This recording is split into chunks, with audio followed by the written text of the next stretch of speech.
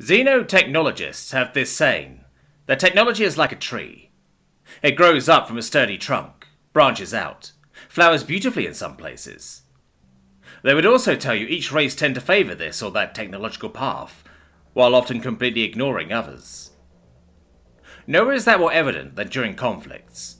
Open warfare among the civilized and semi-civilized races of the galaxy is rare, all things considered.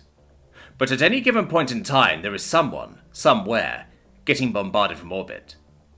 The Zerms, which are now extinct, were really asking for it, and that's only one example out of a million recorded, and now bygone races.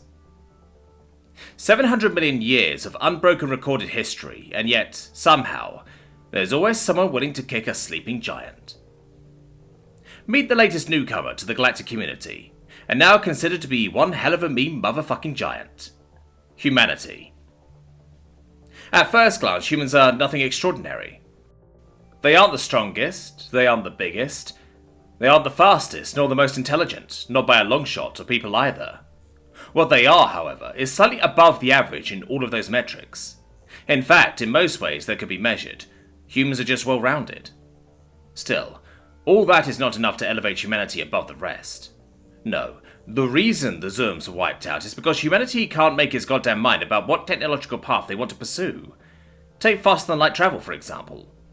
Nobody is willing to agree on the exact number of ways causality can be bypassed, and the waveform constant ignored, but most would tell you there are at least 45 definitive solutions to get something somewhere else faster than light would have been able to make the trip. That's 45 technological solutions, which all work, broadly speaking, in completely different ways.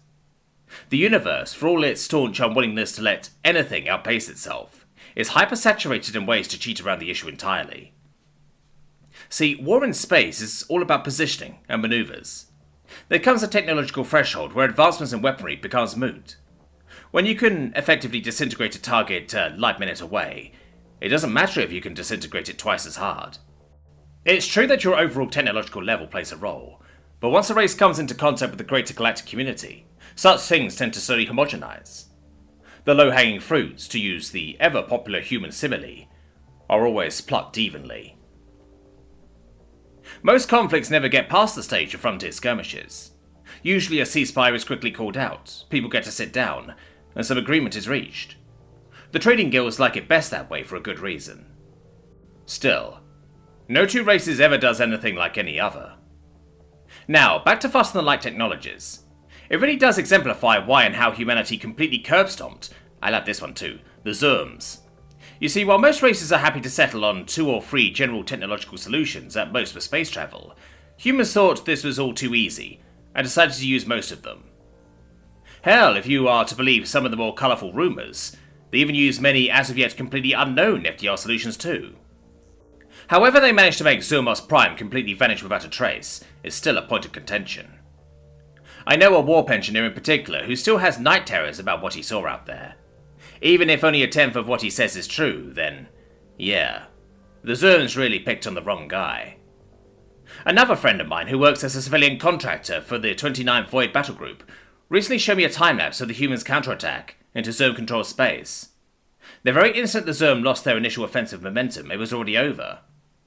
Every time the Zerm managed to counter an advanced pace set by whatever FTL means the humans were using, they switch it up.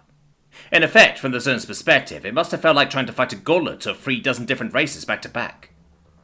Humanity deliberately capitalized on this, not only changing their strategic approach, but opting to swap battle tactics from one engagement to another.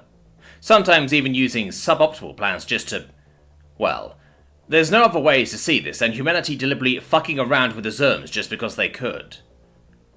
From what little was recovered of Zerm records, it's quite obvious that in the end, even their famous stoic attitude began to crack. One of the very last transmissions from Zermos Prime described the whole situation as, and I'll paraphrase slightly here, absolute bullshit. So yes, I do stand by my previously publicised statement. Now stop bothering me. I'm waiting to try out this human delicacy called a hamburger.